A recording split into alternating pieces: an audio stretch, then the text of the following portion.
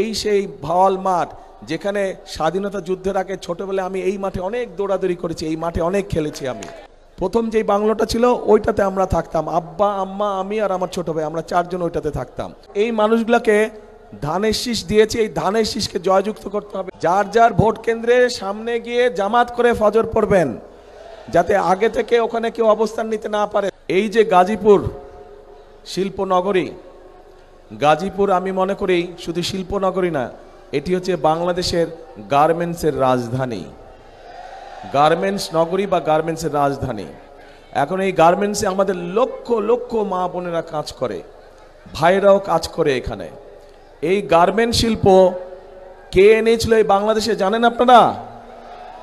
কে এনেছিল বলেন তো? জিয়াউর রহমান, শহীদ রাষ্ট্রপতি জিয়াউর রহমান এই গার্মেন্ট শিল্পকে এই বাংলাদেশে নিয়ে এসেছিলেন। তার ফলে লক্ষ লক্ষ মানুষের কর্মসংস্থানের ব্যবস্থা হয়েছে, মা বোনদের কর্মসংস্থানের ব্যবস্থা হয়েছে। এই যে বিদেশে আমাদের শ্রমিক যায়, সেই শ্রমিক পাঠানোর ব্যবস্থা কে করেছিলেন? সেটাও শহীদ রাষ্ট্রপতি অর্থাৎ বিএনপি সরকারই করেছিল। তারপরে এই যে মেয়েরা যে ফ্রি শিক্ষা পায় স্কুলে, সেই ক্লাস 1 থেকে ইন্টারমিডিয়েট পর্যন্ত, এটা কে করেছিল বলেন তো? খালেদা জিয়া। কাজেই একটা জিনিস পরিষ্কার হয়ে গেল যে এই দেশের খেটে খাওয়া মানুষের জন্য যদি কোনো দল কাজ করে থাকে, সেটা বিএনপি একমাত্র করে থাকে।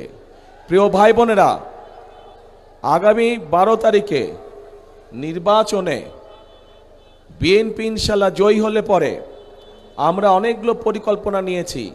তার মধ্যে একটি পরিকল্পনা হচ্ছে এই যে যেমন গার্মেন্ট শিল্প আছে, এই গার্মেন্ট শিল্পের মতো নতুন আরও আমরা শিল্প আনবো, যেখানে আমাদের আরও বেশি সংখ্যক মা বোনেরা কর্মসংস্থানের ব্যবস্থা হবে, যেখানে আমাদের তরুণ ভাই বোনেরা সেখানে কর্মসংস্থানের ব্যবস্থা করতে হবে। নতুন শিল্প আমরা এই দেশে নিয়ে আসব, যেখান থেকে আবার দেশে আরও বেশি বিদেশে রফতানি হবে। এখন শুধু সেটাই নয়, আমরা এই যে লক্ষ লক্ষ মা বোনেরা আছে, এই মা বোনদের কথা চিন্তা করে আমরা আরেকটি পরিকল্পনা গ্রহণ করেছি।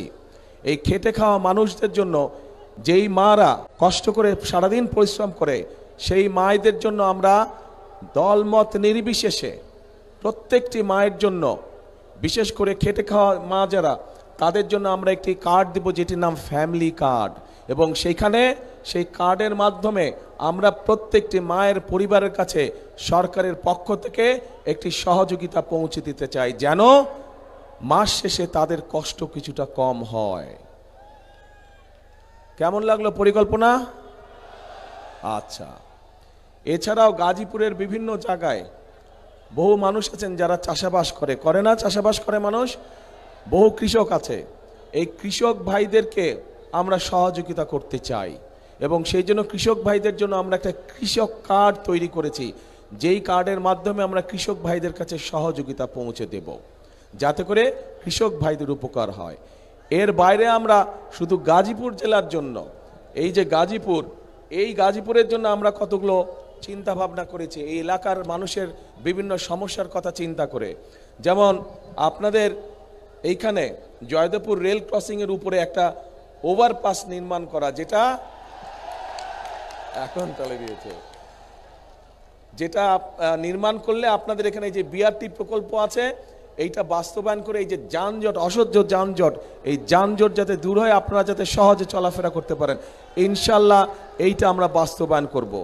শুধু তাই নয়, বিশেষ করে আমাদের নারী শ্রমিক যারা আছেন, তারা যাতে নিশ্চিন্তে টেনশনে না থাকেন সন্তানদেরকে নিয়ে, সেই জন্য কিছু কিছু গার্মেন্টসে আছে, বাট সকল শিল্প প্রতিষ্ঠানে আমরা আমাদের বোনদের জন্য, তাদের বাচ্চারা যাতে ঠিকভাবে থাকে, ঠিকভাবে তাদের দেখাশোনায়, তাদের জন্য ডে কেয়ার সেন্টার তৈরি করার পরিকল্পনা আমরা নিয়েছি।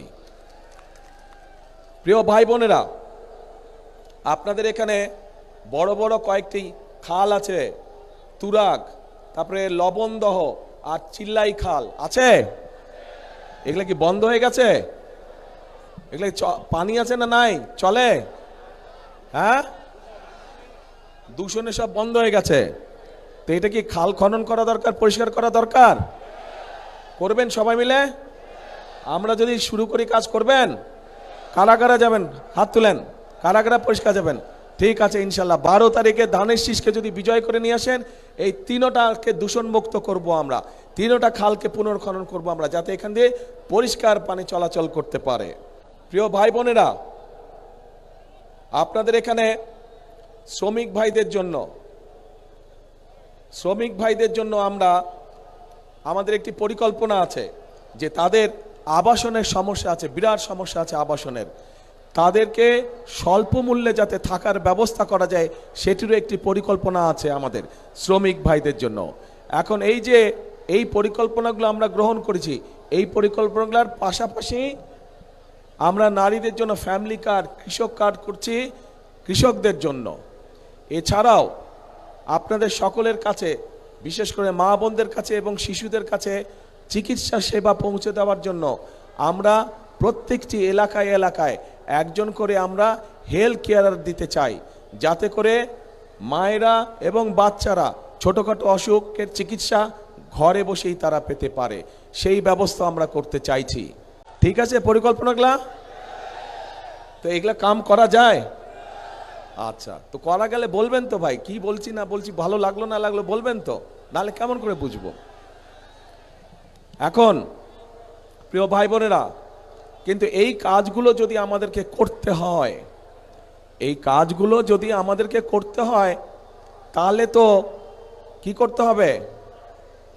এই কাজগুলো যদি বাস্তবায়ন করতে হয় বিএনপিকে, তাহলে আপনাদের কি করা লাগবে? হ্যাঁ, ধানের শীষকে জয়যুক্ত করা লাগবে। এই কাজগুলো বললাম, এই কাজগুলো যদি আপনাদের উপকারে লাগে মনে করেন, তাহলে এই মানুষগুলোকে ধানের শীষ দিয়েছে, এই ধানের শীষকে জয়যুক্ত করতে হবে, এই মানুষগুলোকে জয়যুক্ত করতে হবে। পারবেন কি? পারবেন? হ্যাঁ, এদেরকে জয়যুক্ত করতে হবে।